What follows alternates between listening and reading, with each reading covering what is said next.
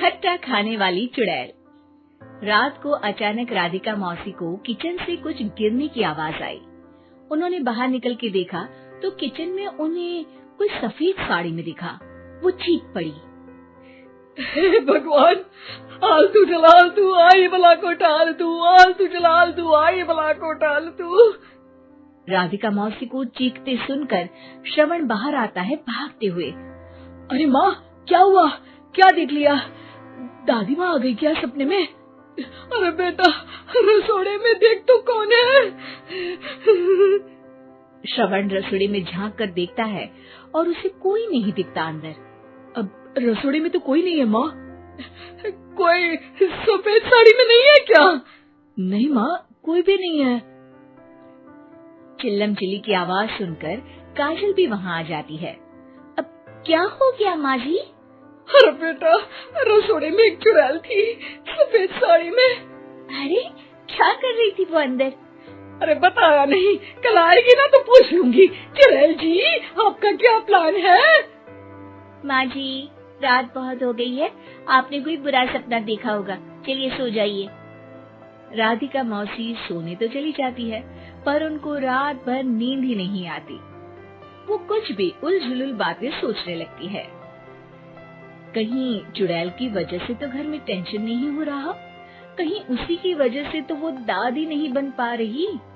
सुबह जब राधिका मौसी रसोड़े में छानबीन करती है तो पाती है कि नींबू का अचार गायब है। चुड़ैल नींबू का अचार ले गई?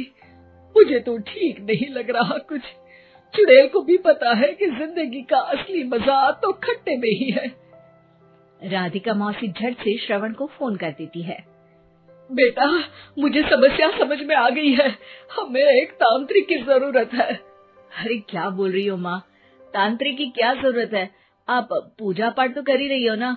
आलतू जलालतू मंत्र सारे फालतू जैसे कुछ मंत्र पढ़ो, चली जाएगी अपने आप चुड़ैल। अरे नहीं बेटा, कभी चुड़ैल को कम नहीं समझते। अरे तुझे पता भी नहीं चलेगा कि कभी वो छल करके काजल की जगह घर की बहू खुद बन जाएगी।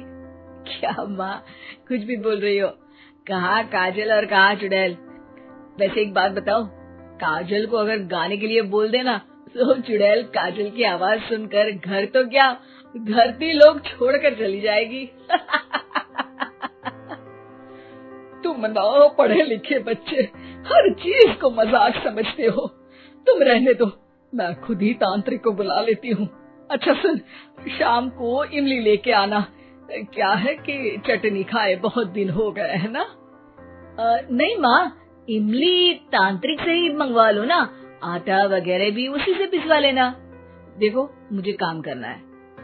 श्रवण रात को कई तरह की सब्जियों के साथ माँ के कहने पे चटनी के लिए इमली भी ले आया था, लेकिन राधिका मौसी के दिमाग में अलग ही फिल्म चल रही थी।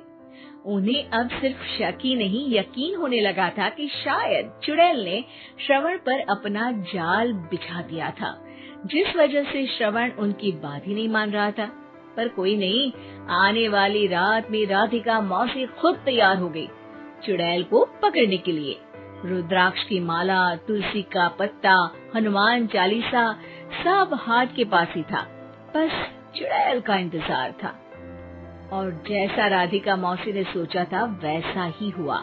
वो चुड़ैल उस रात भी आई, पर वो राधिका मौसी से तेज निकली और राधिका मौसी के उससे पकड़ने के पहले ही वो भाग खड़ी हुई। जरूर बहू पे साया है उस चुड़ैल का, तभी तो श्रवण के कमरे में गई है। और अगली सुबह राधिका मौसी पिछली रात हुए हमले में किन चीजों का नुकसान हुआ उसका हिसाब लगा रही थी। उनके खेमे से एक आम के अचार की शीशी भी गायब हो चुकी थी, और वो इमली भी जो कल श्रवण लेकर आया था।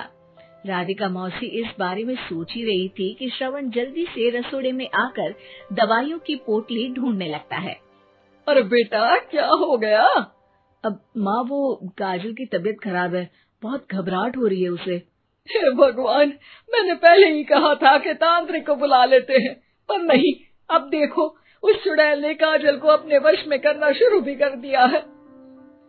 हालांकि श्रवण भूतों में विश्वास नहीं करता था, पर अब वो भी डर जाता है।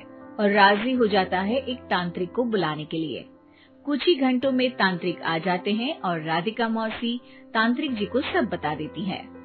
घोर संकट, घनघोर संकट, चुड़ैल को मारू जोर चाकट, ओम भट स्वाहा खटखा के आहा। अरे ये क्या मंत्र है? मेरे खुद के ओरिजिनल मंत्र है, कल रात को ही लिखे हैं, अच्छे लगे तो दाद चाहूंगा। एक और मंत्र सुनो। अर्ज किया है आब्राकडाब्रा, दिल्ली बम्बई आगरा, चन्ना मामा सोवरले सिरन मामू जारा। ये मंत्र है? अरे कोई 40 वालीसा पढ़ो ना। वक्त कम है, 40 नहीं पड़ेंगे, 20-25 में काम चलाना पड़ेगा। अलग निरंजन जाके लंदन, मुफ्त का मंजान घिस मेरे लंदन। अरे जल्दी करो तांत्रिक जी, जल्दी करो। तांत्रिक अपने उल झलूल मंत्र पढ़ने लगता है। श्रवण को तांत्रिक पे शक होता है। वो अपने एक डॉक्टर दोस्त को कॉल कर देता है ताकि कोई अनहोनी हो तो इमरजेंसी में चीजें मैनेज हो जाए। तांत्रिक धुनी रमाता है, जिसकी वजह से कमरे में काफी धुआं हो जाता है और जिसकी वजह से बहू की घबराहट बढ़ जाती है। अब भागेगी चुड़ैल। हाँ। बहू खांसते हुए धुएं से बचने के लिए बाहर चली जाती है। अरे भाग रही है, भाग रही है। पीछे पीछे श्रवण भी जाता है। बहू एक सोफे पर बैठ जाती है। तभी डॉक्टर दोस्त आ जाते हैं और श्रवण को पानी लाने के लिए कहते हैं। थोड़े चेकअप के बाद डॉक्टर कहते हैं, मेरे हिसाब से जाप का काम पूरा हो गया है। क्या मतलब?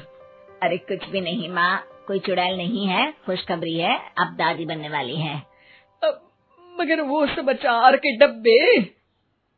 श्रवण दोनों अचार के डब्बे अपनी माँ को दिखाता है, जो कि उनके बिस्तर के नीचे छुपे हुए थे। आपने सही बोला था माँ, वो चुड़ैल काजल ही थी जो खट्टा खा रही थी। हमें कल ही पता चला, पर हमने आपको ये तांत्रिक वाला काम करने दिया ताकि आपको भरोसा हो जाए कि भूत वगैरह कुछ होता ही नहीं। अच्छा अच्छा, ये तो बड़ी खुशी की बात है, पर बेटा मुझे एक झाड़ू तो ला दे। क्यों माँ? ये तांत्रिक का भूत उतारती हूँ मैं।